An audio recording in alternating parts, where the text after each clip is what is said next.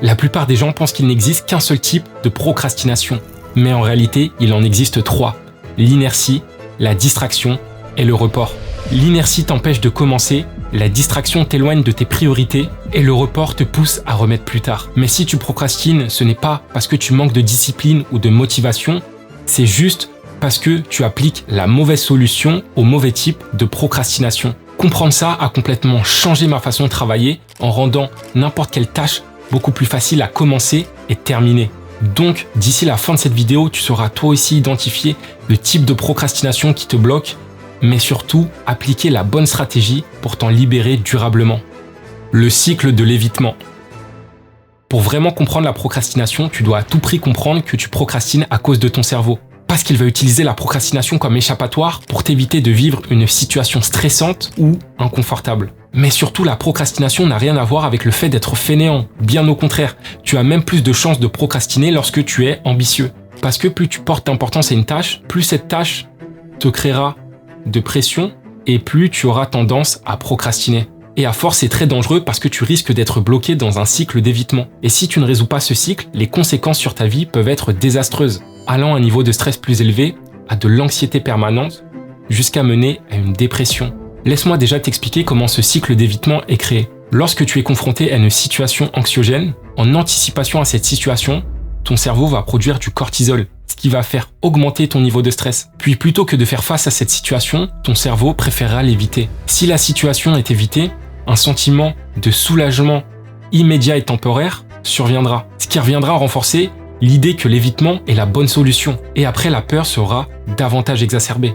Et les nouvelles situations seront d'autant plus anxiogènes, donc ton cerveau aura davantage de raisons de les éviter. Puis le cycle se reproduira encore et encore. Et le point qui est critique et particulièrement dangereux, c'est qu'à force, ton cerveau ancrera l'idée que l'habitude d'évitement engendrera moins de stress. Ce mécanisme n'est pas volontaire et est complètement irrationnel. Et le chercheur de l'université de Carleton, Timothy Pychyl, explique que c'est simplement une stratégie de notre cerveau, qui essaye simplement de nous protéger parce qu'il perçoit cette situation comme menaçante. Et cette situation créera un combat entre deux zones de notre cerveau qui ont un rôle complètement opposé, avec l'amygdale qui est un ensemble de neurones impliqués dans l'identification des menaces et s'activera pour faire face à la peur, et le cortex préfrontal qui est en charge de réguler nos émotions et de penser long terme. Sous les effets du stress, les circuits émotionnels prendront le dessus face aux mécanismes de contrôle du cortex préfrontal. Maintenant, tu comprends les mécanismes de ton cerveau face à la procrastination, mais si tu ne connais pas ces déclencheurs, tu ne seras pas en mesure d'arrêter de procrastiner. Les 5 déclencheurs. Un déclencheur, c'est simplement un élément qui va activer ton comportement de procrastination. C'est ce qui te pousse à un instant précis de repousser une tâche plutôt que de la faire. C'est comme un bouton, une fois pressé, qui va lancer le comportement d'évitement. Et en passant de nombreuses heures à étudier la procrastination, j'ai identifié 5 déclencheurs. Le premier, c'est quand la tâche est mal définie. Elle est floue, pas structurée, donc tu ne sais pas par où commencer. La deuxième, c'est quand elle paraît trop difficile. Elle est trop complexe, trop longue, donc tu te dis que tu n'arriveras jamais à la finir. La troisième, c'est quand elle est peu attractive. Elle est ennuyeuse, répétitive, donc elle ne te stimule pas intellectuellement. La quatrième, c'est quand elle n'a pas de sens. La valeur perçue est faible, donc tu ne sais pas pourquoi tu devrais la faire. Et la cinquième, c'est quand elle déclenche une émotion négative, comme la frustration, la peur de l'échec, la peur du jugement, ou tout simplement parce que tu as un côté perfectionniste. Et tous ces déclencheurs sont vraiment propres à chacun, parce que pour une même tâche donnée, 2 personnes peuvent réagir complètement différemment. Et ça, c'est dû à plein de choses, comme leurs expériences passées, ou tout simplement leur manière de gérer leur stress. Comme tu l'as compris, le fait de procrastiner est motivé par des émotions négatives. Et malheureusement, on n'est pas tous égaux face à la procrastination. Mais la bonne nouvelle, c'est que la procrastination est un comportement appris. Et comme tout comportement appris, il peut être désappris et remplacé par de meilleures habitudes. Et c'est exactement ce que je vais te montrer dans la prochaine partie de la vidéo. Mais avant, je vais te demander une petite faveur parce que comme tu le sais, je passe énormément de temps à créer ces vidéos. Donc, si tu pouvais juste vérifier que tu sois bien abonné, ça m'aiderait énormément à continuer à faire grandir la chaîne pour continuer à produire des vidéos de meilleure qualité. Type 1, l'inertie. Le premier type de procrastination est l'inertie, qui survient quand tu dois travailler, et même si tu as bloqué ce temps-là dans ton agenda et que tu as sorti tes affaires, tu mets soit des dizaines de minutes pour commencer à te mettre au travail, ou soit tu finiras par faire complètement autre chose. Et la stratégie que j'utiliserai dans cette situation-là, c'est la méthode des 5 minutes, qui consiste à se forcer à faire une chose pendant 5 minutes, et après, Si tu n'as toujours pas le cœur de faire cette chose-là, tu as le droit d'arrêter. Cette méthode est extrêmement efficace car des études ont montré que 80% des personnes qui commenceront une tâche la finiront. Et si elle fonctionne aussi bien, c'est parce qu'elle va tirer profit de la psychologie humaine avec l'effet Zeigarnik, qui est un phénomène psychologique selon lequel on a plus tendance à se rappeler d'une tâche inachevée car interrompue qu'une tâche accomplie. Expliquant pourquoi, une fois commencé quelque chose, on se sent souvent obligé de terminer cette tâche-là parce que notre cerveau se sentira investi dans cette tâche et il sera plus facile de la terminer que d'arrêter. Mais juste le fait de me mettre au travail, ne serait-ce que 5 minutes, semble insurmontable. Déjà, ne culpabilise pas, c'est tout à fait normal et laisse-moi te donner un exemple pour t'illustrer ça. Imagine un avion.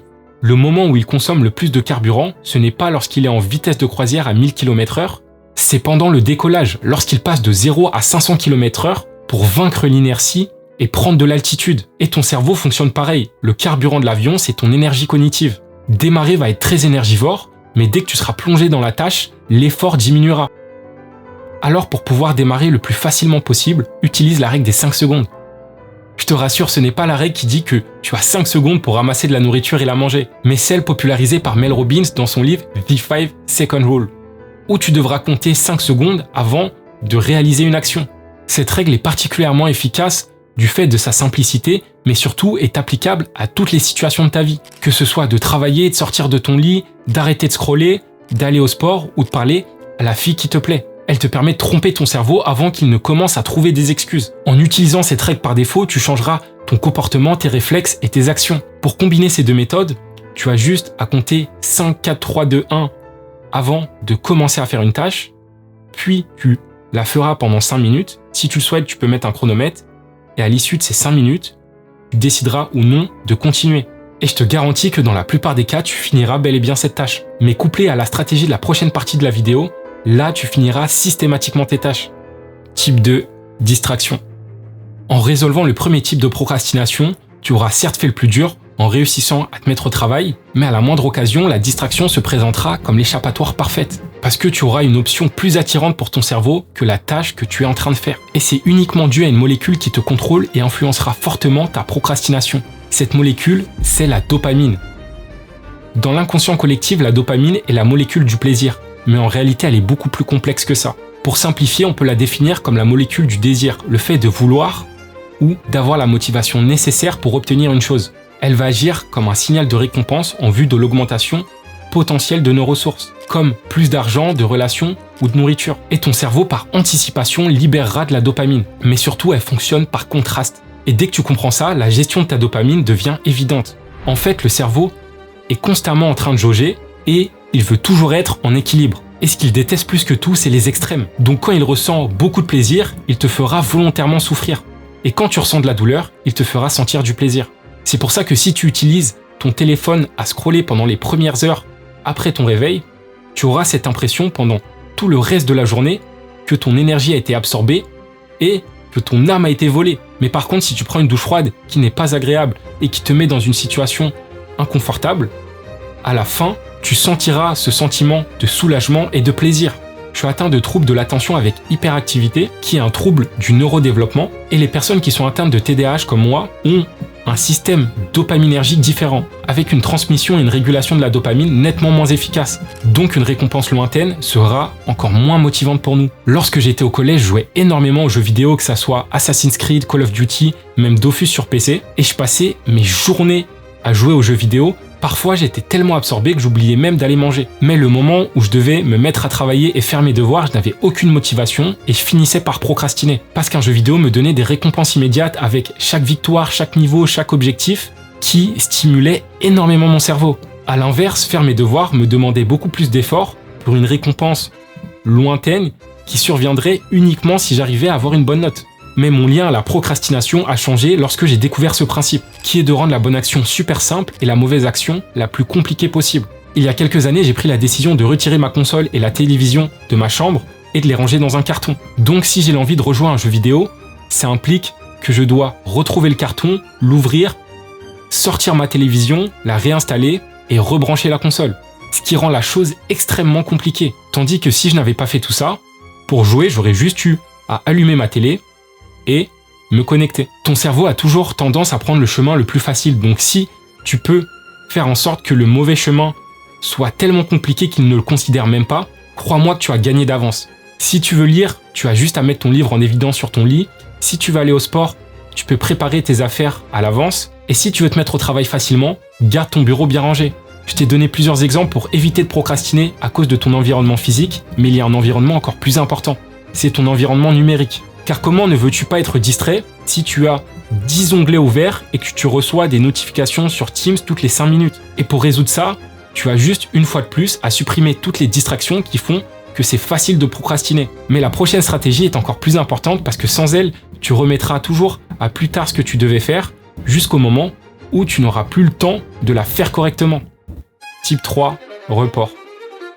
Le report te fait perdre un temps considérable à tout le temps remettre à plus tard ce que tu dois faire. Mais surtout t'empêchera de progresser en travaillant sur ce qui est vraiment important. Pour vaincre la procrastination due au report, je ne vais pas te donner une méthode de productivité en te disant ajoute cette tâche sur ton calendrier et tiens-toi-y. Car au contraire, ça risquerait d'aggraver le problème. En étant plus strict avec toi-même, tu ajouterais un niveau supplémentaire de pression et d'émotions négatives, ce qui te pousserait à procrastiner encore plus. Plutôt, ce que tu dois faire, c'est de rendre la tâche tellement facile qu'il est impossible de ne pas la faire. Et tu te dis sûrement, comment je suis censé transformer une tâche difficile en une tâche facile?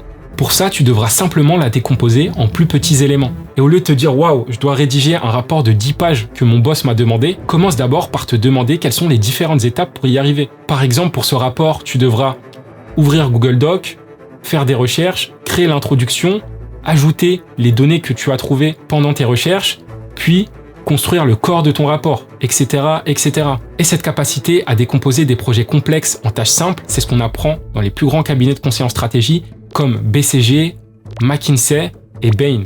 Et je peux te le confirmer parce que c'est la première chose qu'on m'a apprise quand j'étais consultant en cabinet de conseil en stratégie. Et cette approche est extrêmement utile parce que ça permet de rendre accessible n'importe quel problème et aussi de trouver des solutions créatives. Et cette approche par les premiers principes a été utilisée par de nombreuses personnes très talentueuses comme l'inventeur Gutenberg, le philosophe Aristote, mais la personne qui incarne le mieux cette pensée est l'entrepreneur Elon Musk.